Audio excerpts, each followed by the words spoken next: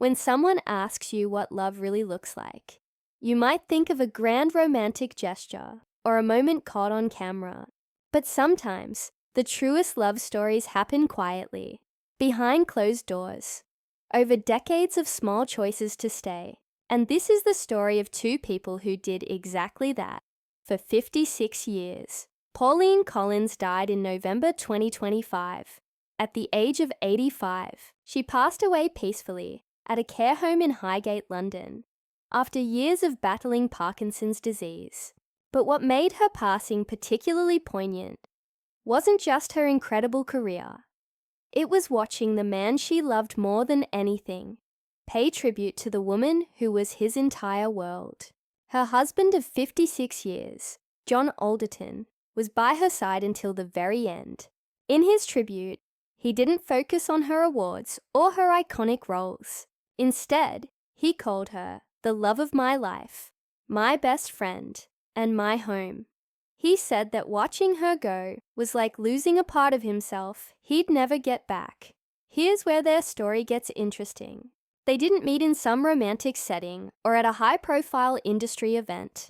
John and Pauline first crossed paths in the early 60s on a television production called Emergency Ward 10, but neither of them really remembers that meeting. The real spark came when they were cast together in the BBC series Upstairs in the early 70s. He played Thomas, a charming chauffeur with an easy smile and quiet confidence. She played Sarah, the spirited maid with fire in her eyes and a quick wit. On screen, there was something undeniable between them, a chemistry that made viewers lean forward and pay attention. But it wasn't just acting. Off camera, they discovered something deeper. They realized they were falling for each other. Before John came into her life, though, Pauline had already lived through heartbreak that most people never speak about. In 1964, at just 23 years old, she gave birth to a daughter named Louise with actor Tony Raw.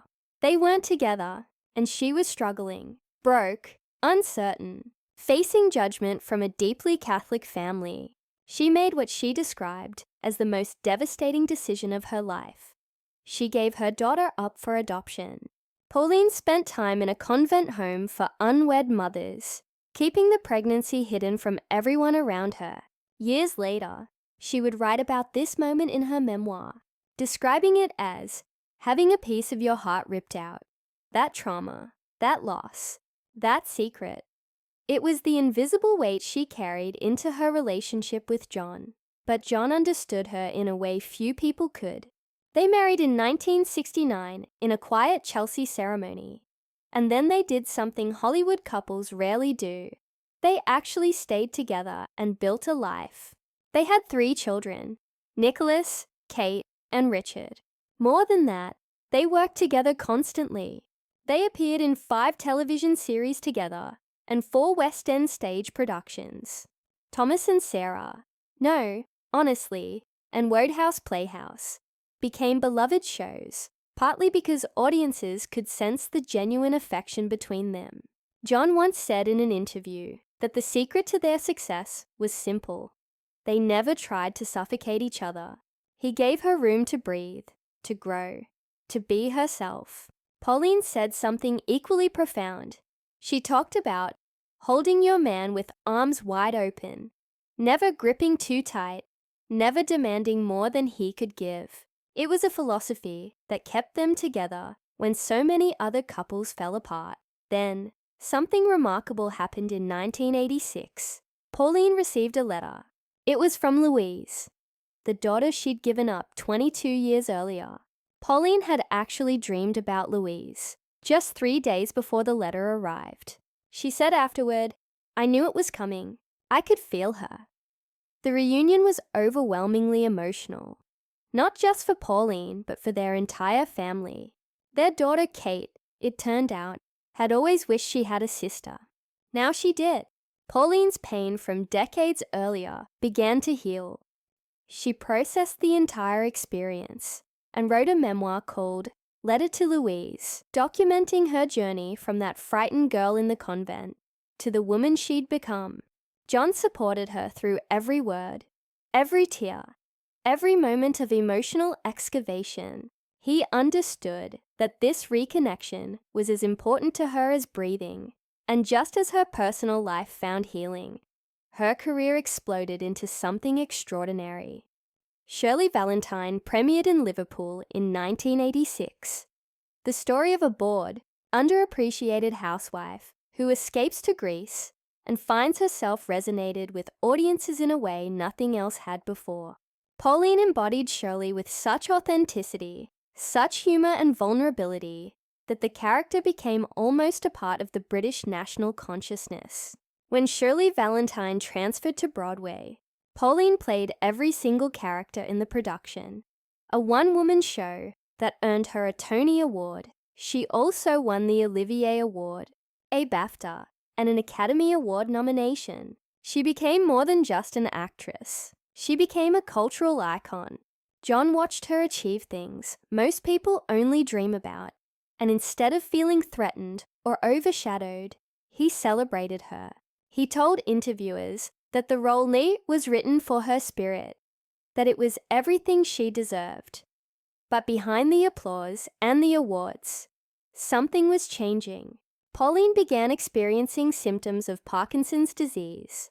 The family kept her struggle largely private, a decision made out of respect for her dignity and her desire to control her own narrative. She continued working for years, despite the diagnosis, refusing to let the illness define her. Her last film, The Time of Their Lives, came out in 2017 when she was already in her mid-70s. Eventually, as the condition progressed, she moved into a care home in Highgate. John visited her constantly. He was there. He didn't disappear when things got difficult, as some partners do. He stayed. In those final moments, John held her hand. He told her he loved her, the same way he'd told her thousands of times before, over 5.5 decades. And in that moment, she squeezed his hand one last time. A final conversation without words. John described her in her last days as absolutely beautiful, and when she passed, he said it was peaceful, just like her. In his tribute, he reduced their entire life together to one perfect sentence. Her greatest performance was never on stage or screen. It was as my wife, and as the mother to our beautiful children. They left behind 4 children, grandchildren, and great-grandchildren. They left behind a body of work that would outlive them both.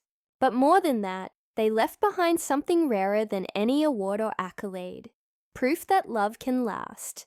In an industry built on broken relationships and disposable connections, John and Pauline showed what was possible when 2 people decided to hold each other with open arms and never let go.